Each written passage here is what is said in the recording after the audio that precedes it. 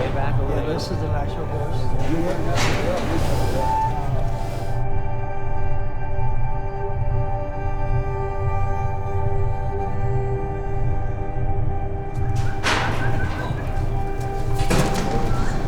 Five.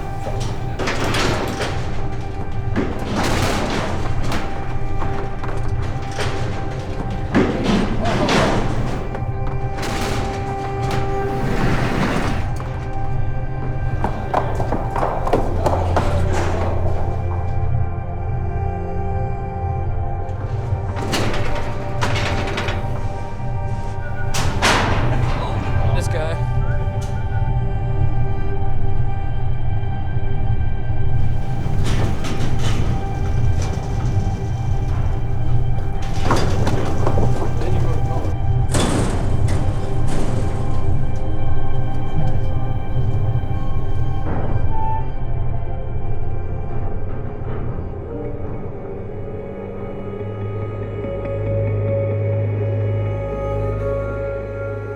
Whether it's a horse or a human, we need to help them not become a victim anymore and stay as a victim. We all need a purpose in life. We need a reason to get up in the morning. These guys do too, we all do. What we're trying to do here is give these Mustangs a life. When you put some of the toughest human beings in the world with arguably some of the toughest horses in the world together, and they're both curing each other of what they both need, and that's exactly what this program's about. It's about transforming the lives of people and transforming the lives of horses. Here we are looking for specific qualities to see if they're going to meet the needs of the program, and if we can't draw them out, then we won't be successful. You're about to have a crazy adventure life. Pressure peels back the layers to original thought, and we have to put these horses through that process so that we know what they're capable of. The only way we can do that is by covering country.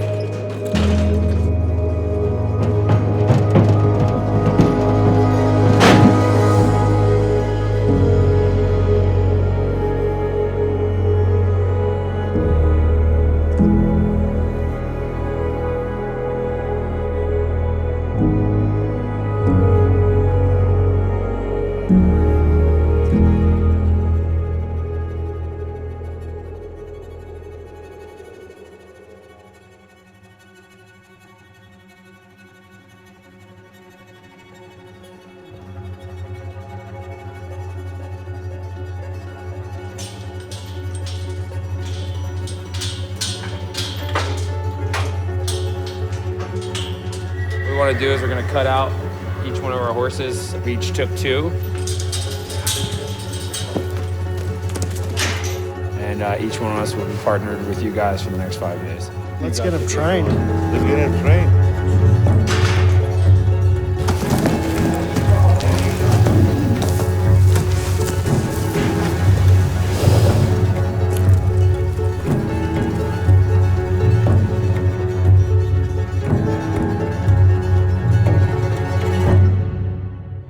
These horses, it's a big transformation for them. A lot of these horses may have only been captured 2-3 months ago, so it's a big transition from total wild horse to now being in captivity. It's probably a little stressful for them, but that's our job as a trainer to make it as pleasant and as understanding so, we can get a pretty good relationship started. Hey.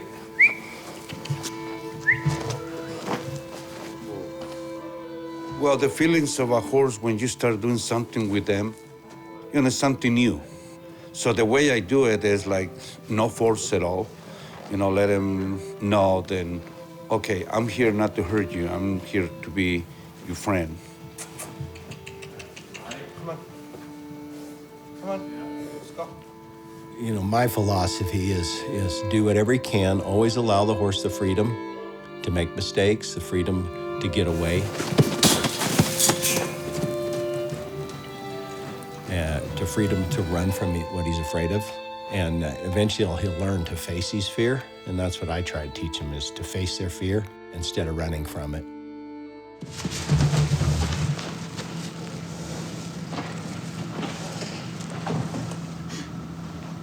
You're good. You're Good, bro.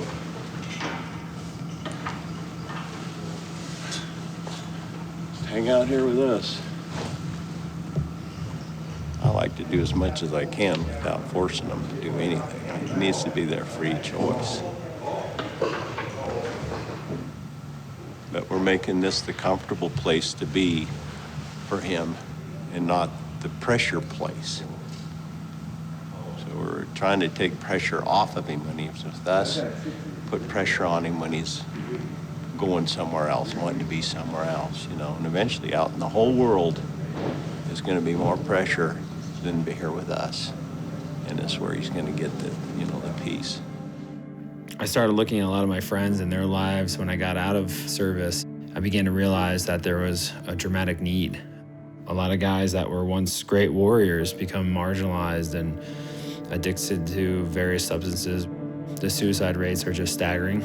I know quite a few guys that have taken their own lives.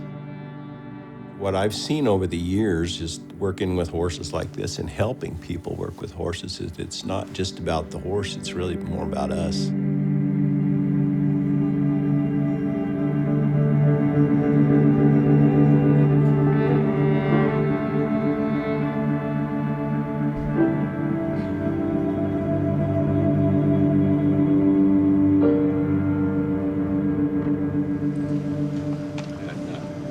Turn left and just kind of walk around the edge of the round pit. It takes a lot to intimidate me. That's probably the most vulnerable I've made myself in a really long time. Really left a mark on me just connecting with that horse. And this is the very beginning part of a relationship that is going to be for the next 20 years.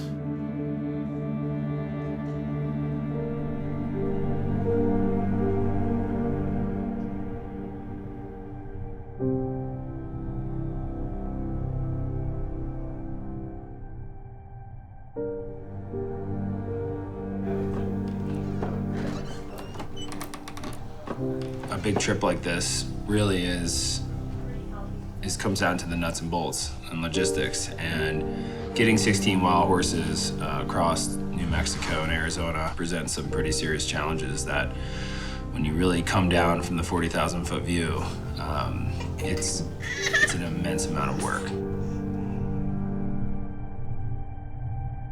Conceptualizing this and then actually doing it has been a real challenge. 7 days a week, we're with the horses, gather everybody, head to the office and work half a day, and then take back off and 7, 8, 9 o'clock at night, come home and do that 7 days a week. And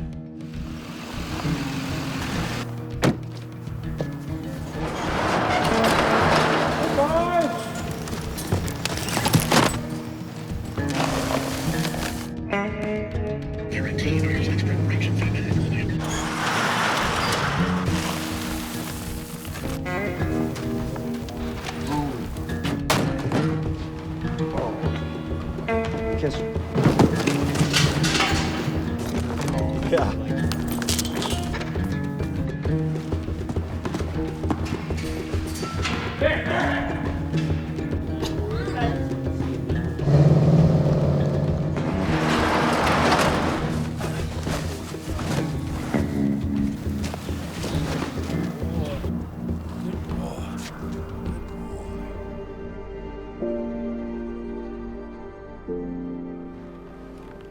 some of the horses pick things up really quick. And I think it's a lot like people. It's looking at a new approach, you know, it's not one size fits all with horses. We need to prepare these animals for, you know, what's ahead, and it's our responsibility to do that. Give them every opportunity to be good and stay good. But when they get off, you know, let them run into a boundary and then encourage that when they're right on. And then they'll hunt what's right on.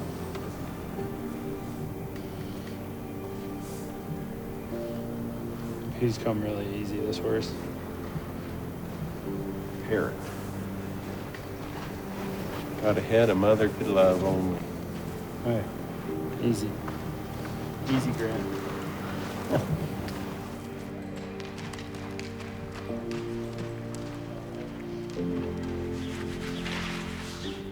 Pretty good work.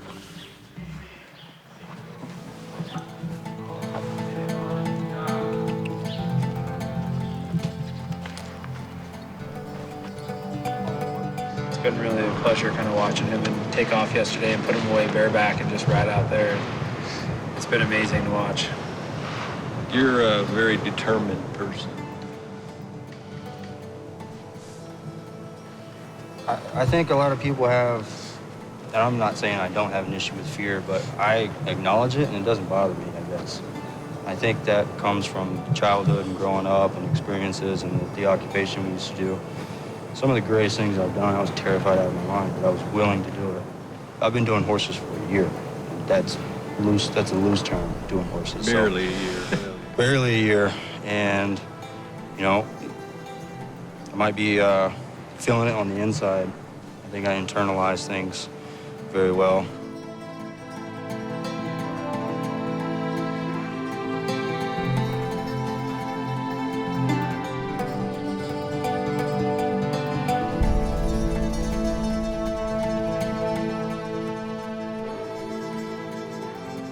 I learned a lot from my grandfather. He used to say, trátalo bien, trátalo bien, trátalo bien. That means be good to him, be good to him, be good to him. And one of the most important things I learned from him is then respect for the animals, respect to the horses. And when you have respect to them, they're gonna respect you too.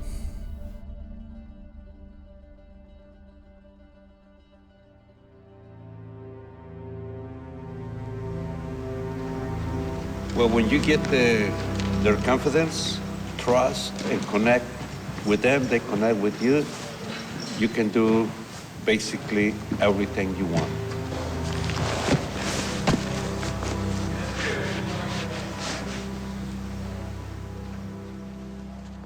Good boy.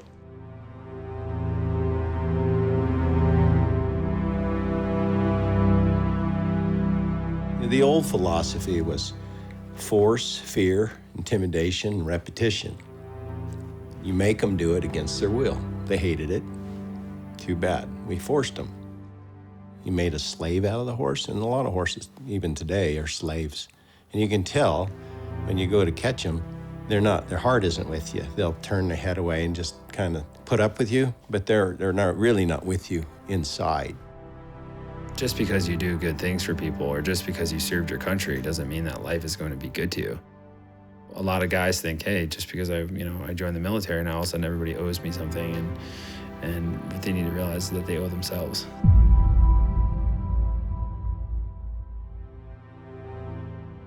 This is it's more of a negotiation. The relationship with my horse is more important than what that horse can do for me or how good he makes me look. That used to be really important to me. Now what's important is that relationship between me and my horse. You think of your horse like a student or even a child. You're just trying to help him be the best that he can be at what he's kind of built and designed to be.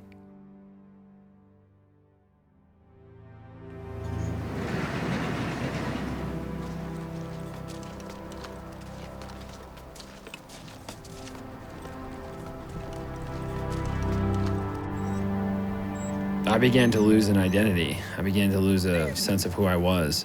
And I was defining my life by those scars. I wasn't growing and I wasn't evolving. I wasn't realizing that the challenges in my life were actually adding value to it, but I wasn't ready to accept that. Working with these horses has made me change some aspects of my life that I normally probably wouldn't have done, which has been a necessity to accomplish this mission and come home and do that 7 days a week and be a dad and 4 kids, manage a household.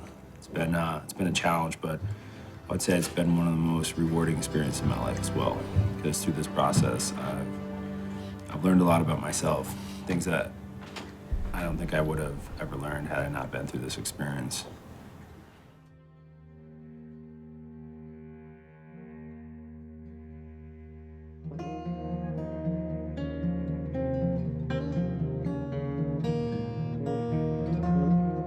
I think the most important thing about this project is about building a team of people that have roles and responsibilities and are results-driven individuals. It's not one singular idea, but it's a community of ideas that get together to accomplish one thing. It's really quite an undertaking to plan this kind of trip. Our major concern at the beginning was snow levels. So we had to find trails that didn't have old snow and drifts that we couldn't navigate through. So we had to find logistically places that we could start and finish without going over mountaintops. We started as far north as possible, which would happen to be Quamato, New Mexico. We're gonna have between 9,000 and 10,000 pounds of hay cubes. We're gonna have places where we're gonna have to be supplied with water. Just containing these animals where there's no trees. And obstacles are gonna come, and that's just a part of life. And if this wasn't a struggle and this wasn't a challenge, it wouldn't have any value. So no, I don't have any doubts. I just, you know, whether we're there for 4 weeks or 5 weeks or whatever, we're gonna make it happen.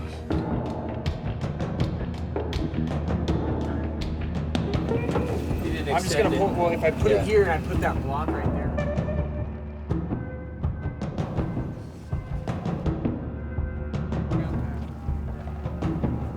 Of a wreck.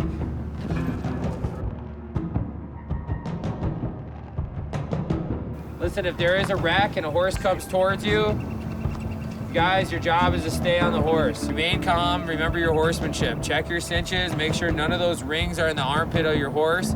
First thing we're gonna do is saddle up. We're gonna head down this road. We're gonna water our horses, and we're gonna come back up in about 0.8 miles, hit the CDT trail. I have never packed at this many unbroke stock. Usually you put a young one in with experienced ones, and that's how they learn. And then you put another young one and another one. So I've never worked with this many young stock. The hardest thing about this young stock is getting them in a string, who's gonna get along, what order do you put them in. You don't know until you absolutely do it. And it all went pretty good. But putting a lot of miles on quickly, we did 60 miles in 2 days once.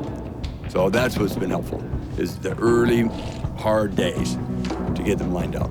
We have experience at all in the route. I know some of the days with Russ with the route, I remember I would talk to him and I would be like, man, it would be a 25-mile day in the mountains, and big mountains. I'd look at Russ and I'm like, man, this is a huge day.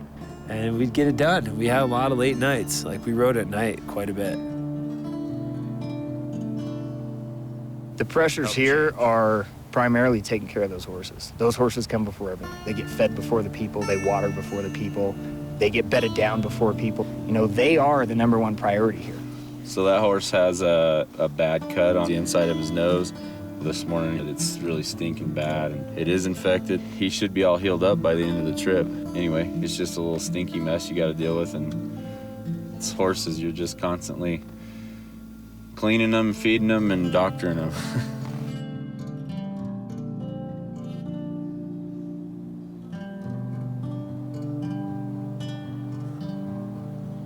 So the pressure is making sure they're okay. And guys like me who aren't necessarily used to that, it gives you something positive to put your energy into. It gives you something positive to put your focus on and your purpose into.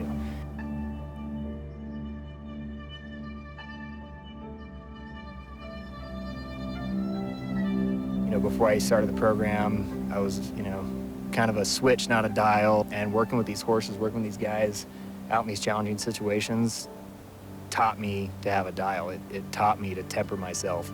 You don't have a choice. You won't get to the next trailhead if you're not tempering yourself. That horse will not take you there. He'll take you wherever you want to go, but he's only going to take you so far as you can treat him. It's something that even in special operations for 7 years, I didn't learn anything like that. We're all the same type of predator animal. That's a prey animal. That's a herd prey animal. And if you act like that predator around them, like you're always ready to go, you're always on the edge, that's how they're going to react to you. And you have to learn how to bring it all back. You have to refocus all of your energy from something mission critical, like an objective to get to and a target to hit, to making sure that guy is okay at the end of the day. He's not sored up, he's not cut, he's taken care of. It's pretty incredible to be able to see the entire world differently just from working with these guys.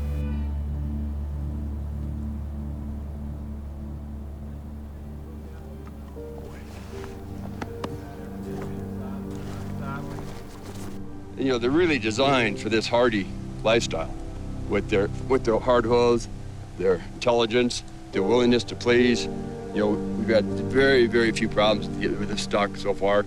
You know, with 3 months under the belt, it's amazing what these guys are doing. Absolutely amazing. When we first started this program, when we first came to the shoot, we really have a quiet eye and a good demeanor. And today, Parrot, he works alongside some broke Mustangs we've had for years. So hopefully we can get a lot of people to want to have more interest in these Mustangs, give them a good home.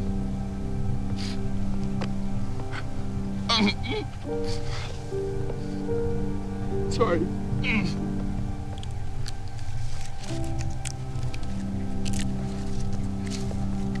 I gotta maintain my tough guy image. Come on, pal. Oh, I know. I know.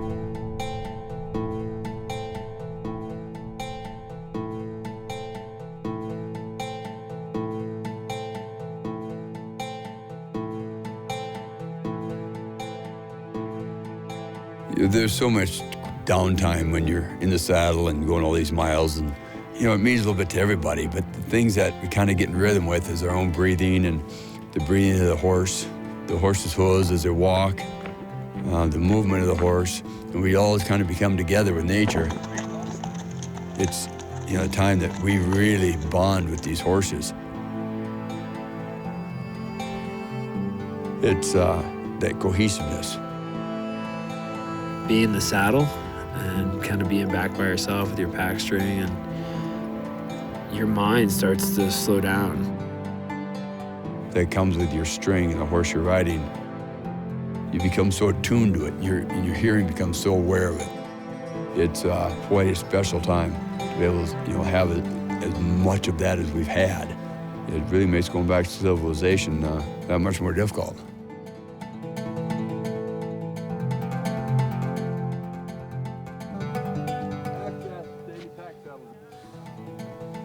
Ultimately, this process was to see these horses go through this intense training cycle so we could test them under every condition imaginable. We had to create a template about where we needed to be, and small goals began to equal bigger goals. And that's how we got through this process.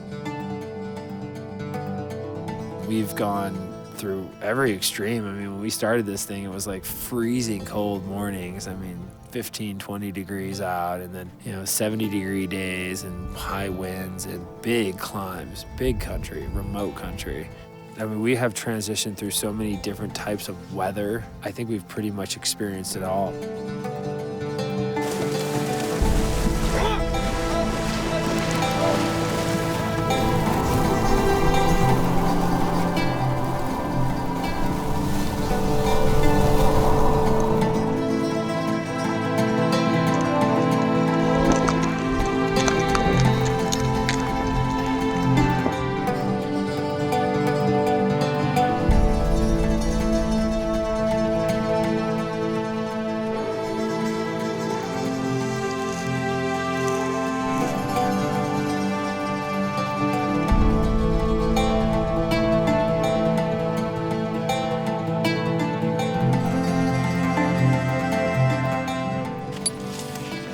I don't know if it's knowing what I'm doing, but it's my way of doing it.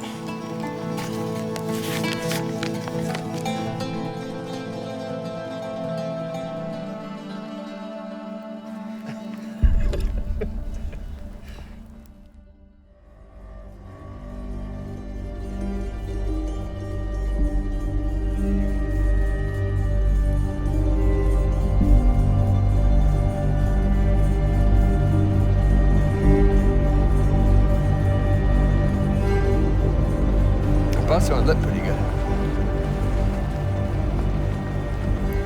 Did you have anything in your ear at the time? Let's take a look at him real quick. I'm actually a paramedic, so okay. I really feel a lot better. That's the honest thing. Cruising up the trail, and he's just starting to pull his map out. And as he was pulling his map out, a mountain biker came down the hill, and it looked to me like he just about ran into him pretty dramatically, and the horse turned 180. And once I got my horse under control, I turned around, I saw Russ, and he was laying face down in a cactus. He was saying, "I'm hurt, I'm hurt." That just spooked the horses, and they got after it, and they ran into that cholla. You know, Russ doesn't remember any of it. Can you tell me at all about what happened? Not a lick. Nothing. No. Okay.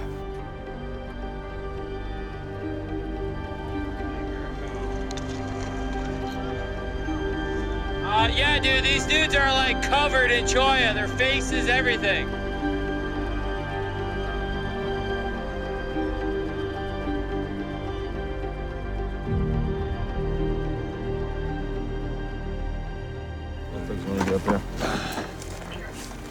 Hoo-yah. Go slow. Oh, those pictures. Come on, buddy. He's en route now. They said it's about probably like 1 hour to get there.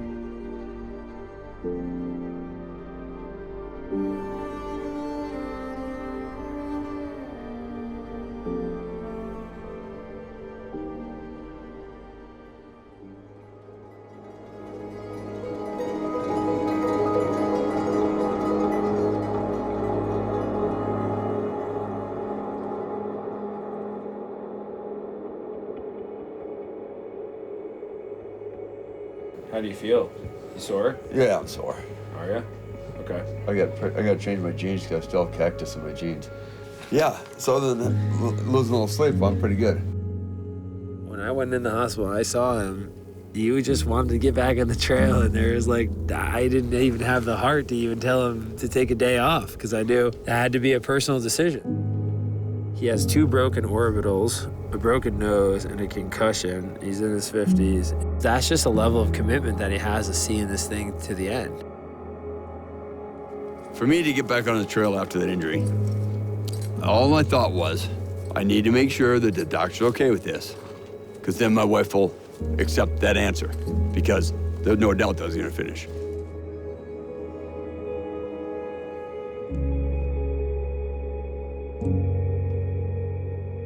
I came for 3 reasons. 1, to help finish the training cycle of these horses. The second would be what these horses can do for our veterans.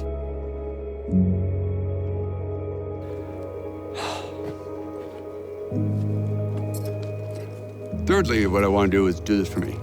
Being in the backcountry, no matter whether you're on mules, horses, somebody else's horses, it gets the marrow of your bones. And it's just my passion. It's my passion being in the backcountry. Last year it was taken from me. Having cancer and surgery, I couldn't ride.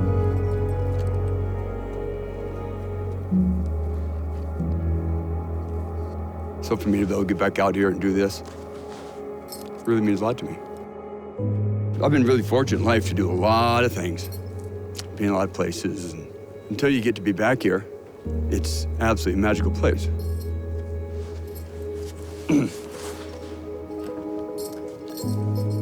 It doesn't really matter what state you're in, who you're with. It's just something that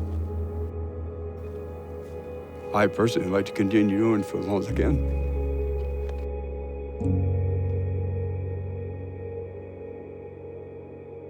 The hardest thing that you'll ever do in your life is look at yourself. And you do that in the most honest and pure way while on these animals. It's really just a mirror.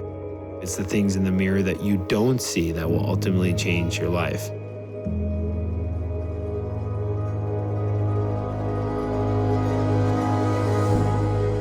We're taking a bold step in doing this. We're taking a bold step in the way we help veterans. I think it's a great responsibility, not only to tell this story, but to give these horses a chance and to give these veterans a chance.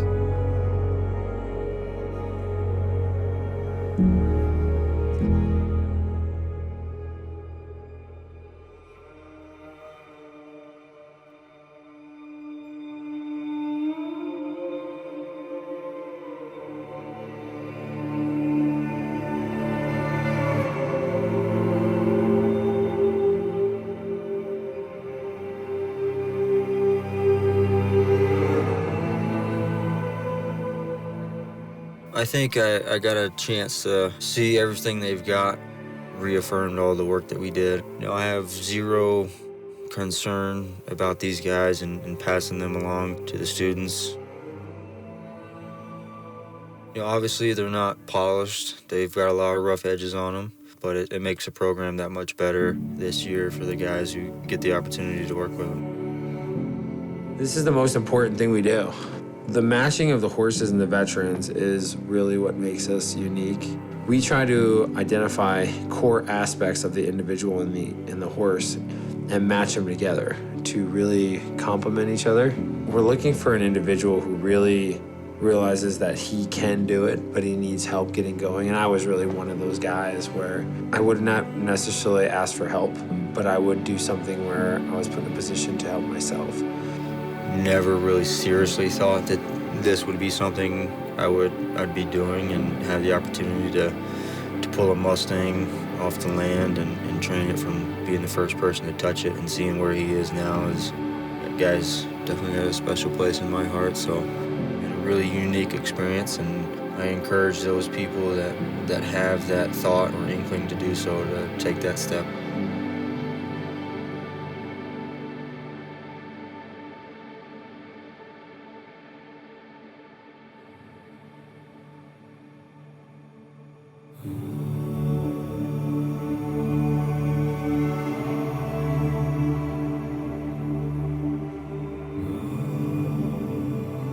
Sean Dunham, Bernie, Texas.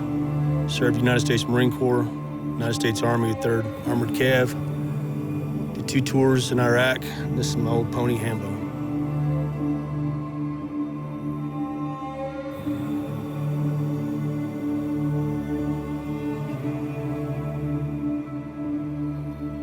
My name is Chase Spiegel. My horse is Uh-Oh. I served in the Army as a combat medic for 6 years. I went to Afghanistan in 2010, 2011.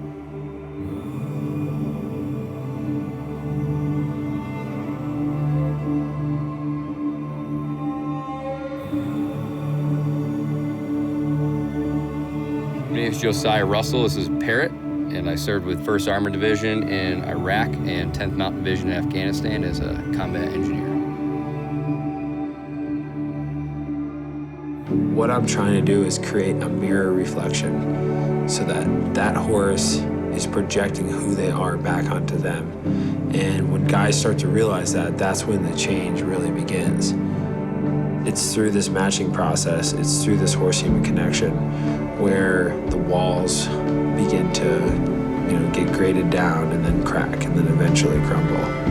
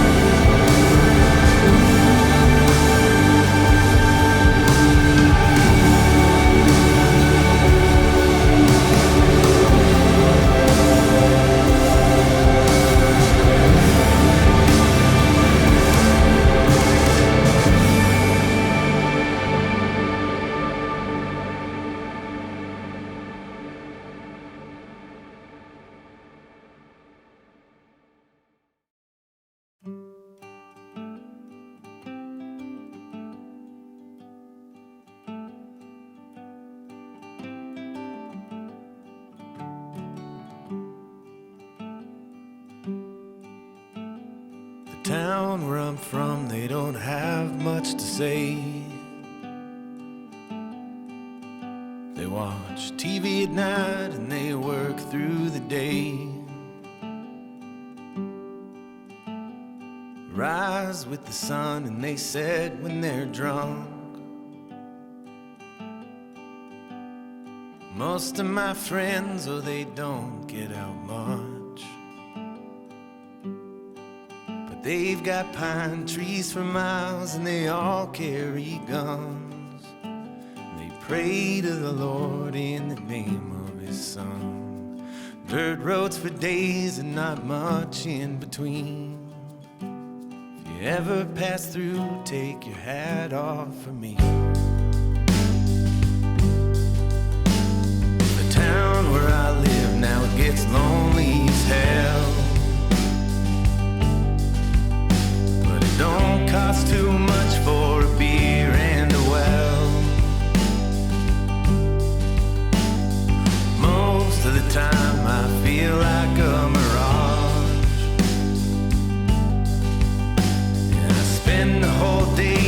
singing my own ear off. Feel like a book full of matches that have all been burned out. Got my head above Brooklyn in a thunderstorm cloud. Boots made of lead and I got pockets full of dust. An old recollection of the kid I once was. It's a short road to faded and a long one